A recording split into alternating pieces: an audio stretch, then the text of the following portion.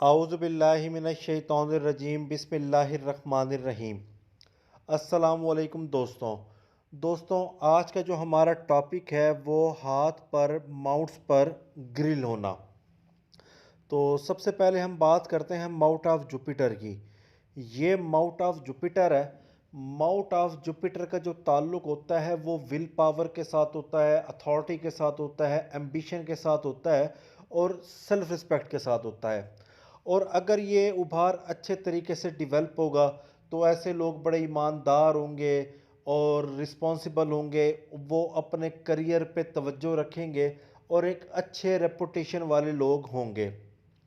और अगर ये उभार फ्लैट होगा, यहाँ पर गोश्त नहीं होगा, तो ऐसे लोग बेहया भी होंगे, वल्गर भी होंगे, बदतमीज़ भी होंगे, धोखेबाज भी होंगे।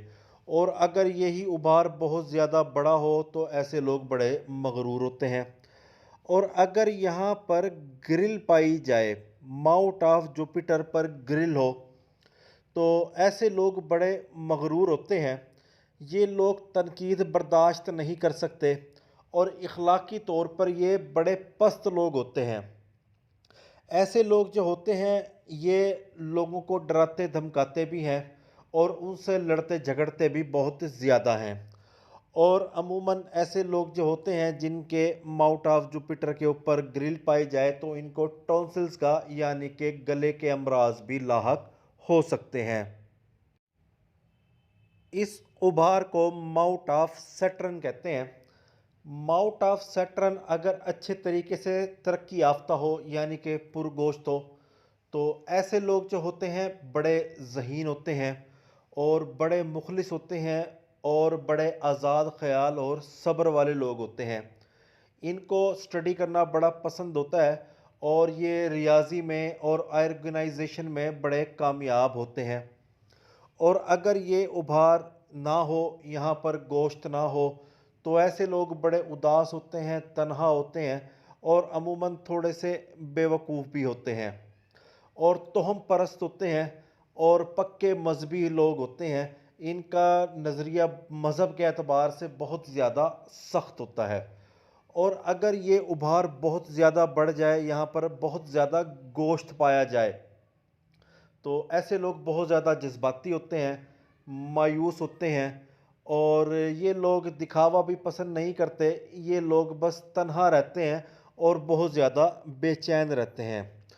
और अगर माउट ऑफ सैटर्न पर ग्रिल पाई जाए तो ऐसे लोग तन्हा होते हैं। ये हमेशा अलहदा रहते हैं, दुनिया से, दोस्तों से, सबसे बिल्कुल अलग थलग रहते हैं और ये मुसलसल तन्हाई की वजह से डिप्रेशन का शिकार हो जाते हैं।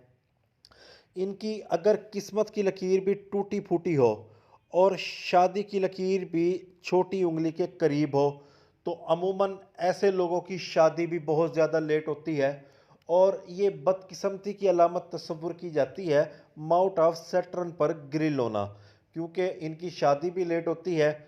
दूसरा, इनके माली मसाइल का भी इनको सामना करना पड़ता है। इनकी किस्मत सोई रहती है। ये उभार माउट ऑफ सन या माउट ऑफ अपोलो कहलाता है। इसका ताल्लुक जज्बात के साथ है, दिलचस्पी के साथ है और दौलत के साथ है और ख़ूबसूरती के साथ है। बड़े बड़े फ़नकारों के हाथ पर माउट ऑफ सन बहुत ज़्यादा तरक्की याफ्ता पुरगोश्त होता है। ये लोग इल्म और अदब के साथ भी बहुत लगाव रखते हैं। ये बड़े होशियार होते हैं और बड़े नर्म मिजाज होते हैं। अमूमन ये ड्रामा निगार होते हैं, आर्टिस्ट होते हैं, पेंटर होते हैं और ये बड़े हमदर्द होते हैं, दूसरों की बहुत ज़्यादा मदद करते हैं और ये लोगों के ऊपर एहसान करते हैं और बदले में कोई तोहफ़ा भी वसूल नहीं करते। अगर ये उभार बिल्कुल फ्लैट हो तो ऐसे लोग ज़िंदगी जो होती है मादा परस्ती में गुजरती है।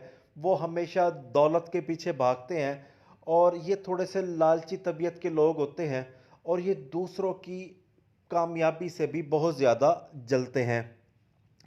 और अगर माउट ऑफ सन के ऊपर ग्रिल पाई जाए, यहाँ पर अगर ग्रिल हो तो ऐसे लोग बहुत ज़्यादा अनापरस्त होते हैं और बहुत ज़्यादा जज्बाती भी होते हैं और ये लोग दूसरों से बहुत ज़्यादा जलते हैं और इस ग्रिल को बदकिस्मती की अलामती तस्वुर की जाएगी माउथ ऑफ सन पे, क्योंकि इनकी शोहरत को भी नुकसान पहुंचता है और इनको माली नुकसान भी पहुंचता है इसी ग्रिल की वजह से। ये उभार माउथ ऑफ मरकरी कहलाता है। माउथ ऑफ मरकरी का जो ताल्लुक होता है, अगर ये उभार अच्छे तरीके से पुरगोश्त हो तो ऐसे लोग बहुत अच्छे स्टूडेंट होते हैं और ये बड़े तेज़ अकल वाले लोग होते हैं। इनको मुताला करने का बड़ा शौक़ होता है और इनके अंदर कम्युनिकेशन स्किल्स अच्छे होते हैं और इनके अंदर मैनेजमेंट स्किल्स भी बड़े शानदार होते हैं। और अगर यही उबार बहुत ज़्यादा पुरगोश्त हो, यहाँ पर बहुत ज़्यादा गोश्त हो, तो ऐसे लोग मगरूर भी होते हैं, धोखेबाज भी होते हैं, मगर ये लोग सिर्फ बातें करते हैं और कोई काम नहीं करते, सिर्फ बातों की खाते हैं, काम बिल्कुल भी नहीं करते। और अगर यही उबार पुरगोश्त ना हो, यहाँ पर गोश्त ना पाया जाए, तो ऐसे लोग जो होते हैं ये थोड़े से मनफी लोग होते हैं। इनकी कम्युनिकेशन स्किल्स भी अच्छी नहीं होती, ये अच्छे तालिब इल्म भी नहीं होते और ये ज़्यादा मेहनत करने को भी तैयार नहीं होते। ये सिर्फ वेली खाने के शौकीन होते हैं। और अगर माउथ ऑफ मरकरी के ऊपर ग्रिल पाई जाए तो ये एक इंतहाई ज़हीन और चालाक किस्म के लोगों की निशानदही करती है। ये लोग धोखा भी देते हैं, ये लोग झूठे भी होते हैं और ऐसे लोगों का अमूमन डाइजेस्टिव सिस्टम भी बहुत ज़्यादा डिस्टर्ब रहता है। ये उभार मार्स माउंट कहलाते हैं। ये उभार मार्स नेगेटिव, ये पॉजिटिव। और अगर इन दोनों उभारों पर ग्रिल पाई जाए, यानी कि यहाँ भी ग्रिल हो और यहाँ भी ग्रिल पाई जाए, तो ये ब्लड प्रेशर, चिड़चिड़ापन और गुस्से को ज़ाहिर करती है। और अगर ये उभार पुरगोश्त हों तो ये शदीद किस्म के गुस्सा, लोग बड़े हैवान किस्म के लोग होते हैं, ये ज़रा ज़रा सी बात पे लड़ पड़ते हैं और ये जिस बात पे अड़ जाते हैं उस बात पे पीछे नहीं हटते और ये क़ुव्वत मुदाफ़ियत को भी ज़ाहिर करती है। और पुरगोश्त उभार पर साथ ही ग्रिल पाई जाए तो ये हाई ब्लड प्रेशर को ज़ाहिर करती है।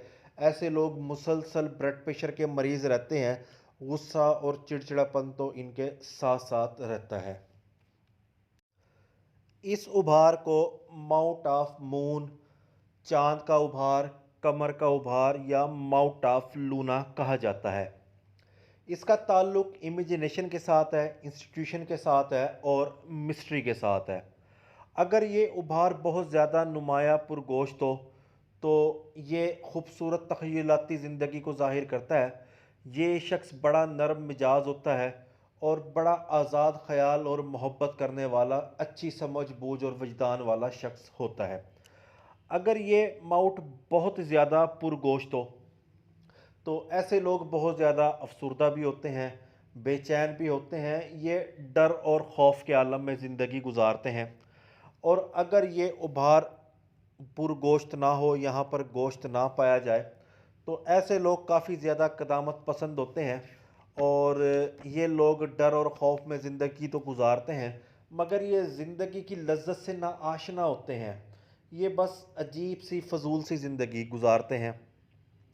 और अगर माउथ ऑफ लूना या माउथ ऑफ मून पर ग्रिल पाई जाए तो ये लोग बड़े बेचैन होते हैं, इनकी तबीयत में बहुत ज़्यादा मायूसी होती है और ये मोहब्बत के मामलात में भी गैर मुतमईन होते हैं और ये अपने रिश्तेदारों के मामलात में भी गैर मुतमईन होते हैं। और अमूमन इनको बड़ी आंत का, लार्ज इंटेस्टाइन का मसाइल का सामना करना पड़ सकता है। माउथ ऑफ मून का ताल्लुक समझ और विजदान के साथ है। यहाँ पर ग्रिल की वजह से शख्स जो होता है बदगुमानी का शिकार हो जाता है। ये अपने रिश्तेदारों पर भी एतबार नहीं करता, अपने ख़ानदान के लोगों पर भी एतबार नहीं करता। ये बस सिर्फ अपनी ही दुनिया में रहता है, गुमसुम ज़िंदगी गुजारता है और अलहदा ज़िंदगी गुजारता है। इस उभार को माउथ ऑफ वीनस कहते हैं। माउथ ऑफ वीनस का ताल्लुक लव, हेल्थ और अफेक्शन के साथ होता है। अगर ये उभार पुरगोश्त हो तो ऐसे लोग बड़े हमदर्द होते हैं, नरम मिजाज होते हैं और जज्बात से माला माल होते हैं। बुज़ुर्गों का बड़ा एहतराम करते हैं और बड़े रहम दिल फयाज होते हैं और अच्छे शहरी होते हैं। और अगर ये उभार हद से ज़्यादा बढ़ जाए तो ऐसे लोगों में जिनसी हिजान बहुत ज़्यादा पाया जाता है। और अगर यही उभार बहुत ज़्यादा कम हो जाए तो ऐसे लोगों में तवानाई कम होती है और ये फितरत के भी थोड़े से सर्द होते हैं और इनके अंदर रुमानियत भी नहीं होती और इनके अंदर जिनसी सलाहियत भी बहुत ज़्यादा कम होती है। और अगर इसी माउट्स के ऊपर ग्रिल पाई जाए तो ऐसे लोग जिस्मानी लज्जत का शिकार होते हैं। ये हमेशा जिनसी हिजान में रहते हैं और अपने जिस्म की लज्जत पूरी करने के लिए ही जिनसी बहरा रवी का शिकार हो जाते हैं। और अमूमन अगर इंडेक्स फिंगर की तीसरी पोर पर भी ग्रिल पाई जाए और माउथ ऑफ वीनस भी फ्लैट हो तो ऐसे लोग जो होते हैं मस्टरबेट करते हैं और बहुत ज़्यादा जिनसी बहरा रवी का शिकार रहते हैं। और अगर किसी मर्द के हाथ के ऊपर माउथ ऑफ वीनस अच्छे तरीके से पुरगोश्त हो और इसके ऊपर ग्रिल पाई जाए और उंगलियों की तीसरी पोर भी बहुत ज़्यादा पुरगोश्त हो, इनके अंदर जिनसी हिजान बहुत ज़्यादा होता है और ये मुखालिफ जिन्स की बजाय हम जिन्स परस्ती में मुलविस पाए जाते हैं।